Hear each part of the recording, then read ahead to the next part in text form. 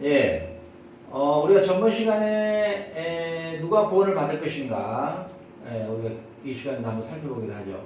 히브리서 11장 10절 믿음으로 노아는 아직 보다 못하는 일에 경고하심을 받아 경외함으로 방주를 예비하여 그 집을 구원하였으니 이로 말미암아 세상을 정죄하고 믿음을 쫓는 의의 후사가 되었느니라. 자, 하나님께서 노아에게 무엇을 경고했어요? 120년 후에 심판이 있을 것이다. 그것을 믿음으로 방주를 예비했다. 앞에 뭐에 경외라는 것이 나오죠. 경외. 하나님의 말씀에 확실한 믿음을 가졌다는 것이죠. 노아는. 자, 우리도 이 시대에 제일 중요한 게 확실한 믿음입니다. 천국의 확실한 믿음, 영생의 확실한 믿음, 예수님의 재림에 대한 확실한 믿음, 지옥에 관한 확실한 믿음, 심판에 관한 확실한 믿음. 이 확실한 믿음을 우리 가슴속에 확실해야 됩니다. 확실하게. 이것이 바로 하나님을 기쁘시게 하는 삶이에요. 노아는 노아의 그 심판의 경고를 확실하게 그는 믿었고 그 믿음으로 말미암아 방주를 예비했다는 것이죠. 그러니까 믿음과 행함이 동시에 나오는 거죠. 믿음과 행함. 믿음과 행함이죠. 믿음으로 방주를 예비했다. 그러니까 믿는다는 것은 곧 행함으로 이어지는 것이죠. 베드로전서 3장 20절에 그들은 전에 노아의 날 방주 예비할 동안 하나님이 오래 참고 기다리실 때 순종치 아니하던 자들이라 방주에서 물로 말미암아 구원을 얻은 자가 몇 명뿐이니 겨우 8이었다. 자, 우리가 구원의 예수 그리스도의 십자가 사건을 통해서 구원의 문이 크게 열려져 있습니다. 문이, 구원의 문이. 그러나 그 문에 들어갈 자는 소수입니다. 방주가 얼마나 컸습니까? 방주가 얼마나 컸어요? 구약에서도 방주가 굉장히 컸죠. 그런데 신약의 방주는 온 지구촌에다가 온 지구촌을 다 방주로 만들어놨어요. 그래서 누구든지 그리스도를 믿고 그 은혜를 알고 그가 하나님과 동행하며 하나님을 기쁘시게 하는 자로 살면 누구든지 구원을 베푸시는, 이제는 지구촌 전체를 방주로 만든 작업을 예수님께서 하신 것이죠. 그러나 중요한 것은 아무리 크게 방주를 만들어 놔도 들어갈 자가 몇 명 아니었다는 거죠. 8명이, 겨우 8명이다. 하나님은 모든 민족이 구원받기를 원하시죠. 그러나 오직 뭐예요? 그 큰 방주에 들어간 자는 소수였듯이 지금도 하나님께서 만들어 놓으신 구원의 방주는 그리스도를 통하여 온 우주적으로 만들어놨죠. 물론 하나님의 택한 자들, 하나님의 마지막 영생을 주기로 작정된 자들, 그 자들은 하나님의 절대 주권으로 구원을 시키실 거예요. 그러나 옛 세상을 용서치 아니하시고 오직 의를 전파하는 노아와 그 7 식구를 보존하시고 경건치 아니한 자들의 세상에 홍수를 내리셨습니다. 옛 세상을 용서치 아니하고 오직 의를 전파하는 노아와 그 7 식구를 보존했다.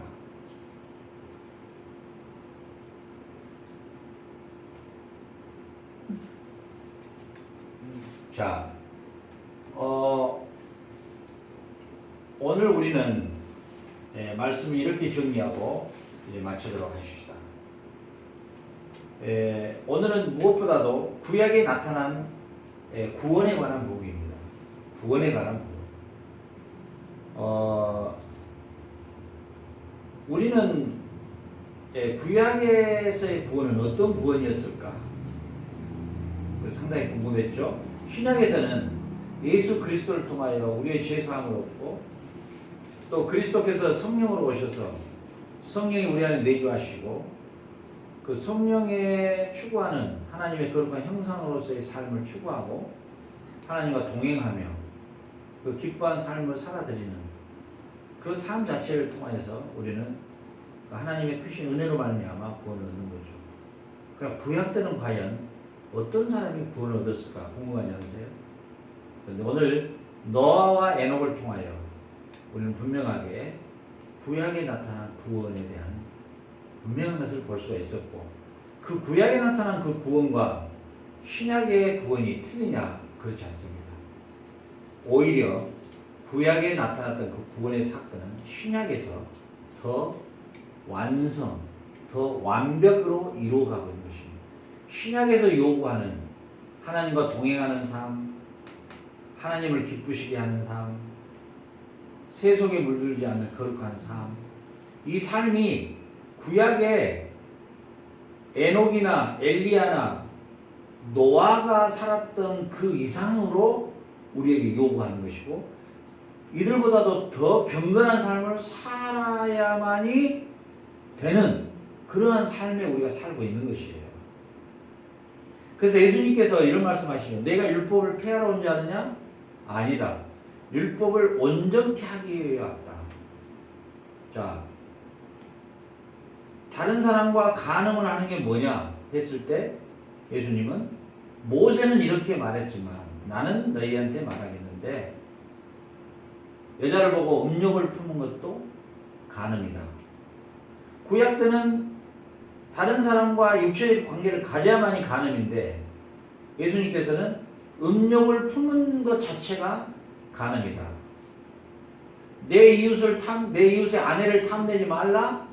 쉽게 뭐 이렇게 나왔는데, 예수님은 남의 여자에 대해서 음욕을 품는 것 그 자체가 간음이다 이렇게 나온단 말이죠. 살인하지 말아라 이렇게 나왔는데요, 자기 형제에 대하여 미련한 놈이라 악한 놈이라 하면 이미 그게 살인이라는 거죠. 어떻습니까? 율법이 더 강화됐죠. 율법이 더 완전에 이르죠. 그렇기 때문에 노아와 에녹은 그 시대 가운데 하나님과 동행하는 삶을 살았다. 그러므로 노아와 에녹은 하나님이 그냥 데려가시고, 노아는 노아의 심판 가운데서 구원을 얻는, 그 구원을 얻는, 에녹이나 노아나 똑같은 구원이죠. 그 구원을 어떤 자가 구원을 얻을 것인가에 대한 하나의 모델, 하나의 표징으로 노아와 에녹을 성경에 기록했다는 사실이에요. 그러면 우리가 결론을 내리게요. 어떻게 결론 내릴까요? 구원은 죽어서 받는 걸까요? 아닙니다. 이미 이 시간에 우리 앞에 결정이 되어 있다는 사실이죠. 내가 노아와 에녹과 같은 하나님과 함께 동행하지 않고 살아간다. 내가 교회와 종교행사와 이런저런 기도회와 교회를 세울 때 헌신, 건축원금 어떤 것들을 했다 할지라도 하나님과 할라크하는, 하나님을 기쁘시게 하는 거룩한 하나님의 백성으로서의 삶을 살아가지 못하고 있다면 구원이 없는 것이죠.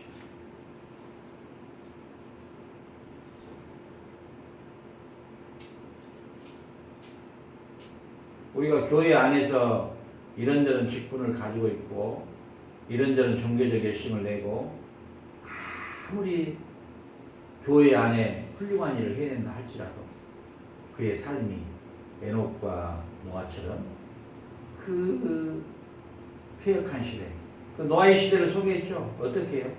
강포가 땅에 충만하고 사람의 생각하고 계획한 것이 모두 악할 뿐이고, 그 세상 속에서 노아는 의인이요 당생이 완전한 자라 그가 하나님과 동행했다. 이렇게 나오죠. 하나님과 동행했다. 그 하나님과 동행했던 노아와 에녹만이 그 심판 가운데서 생명을 얻었던 거죠. 우리의 삶이, 우리 성도들의 삶이 진정으로 이 하나님과 동행하는 이 삶이 없다면 구원에서 멀어진 것이에요. 우리가 이 신앙에 관한 부분에 있어서 제일 중요한 게 뭡니까? 구원이잖아요. 구원이잖아. 우리가 구원을 받기 위해서, 구원이 우리의 소망이잖아요. 구원은 곧 영생이잖아요. 그렇죠? 영원한 삶이잖아요. 내가 만약에 수십 년에 교회를 섬기고 이웃을 섬기고 신앙생활을 열심히 했는데 내가 구원에서 떨어졌다. 그것처럼 억울한 게 어디가 있어요? 그렇죠?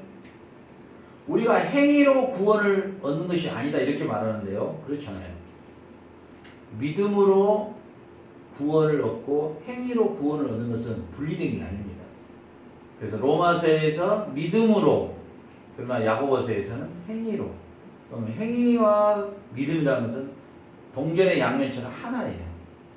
그래서 에녹을 소개할 때도, 이 노아를 소개할 때도 그들이 믿음과 행위가 일치됐다는 것을 소개하지 오직 믿음으로가 아니에요. 또 오직 행위로도 아니에요. 그 믿는 대상이 누구였어요? 하나님이셨고 하나님의 말씀이었고 그 말씀에 따라 그의 행위가 말씀에 순종하는 삶으로 연결됐다는 사실이죠. 저를 포함해서 저도 이제 나이가 좀 이제 조금 들어가는 기분이 나는데 그동안에 일찍이 주님을 만났지만 정말 믿음과 행함이 일치되지 않는 부끄러운 삶을 살 때가 참 많았죠.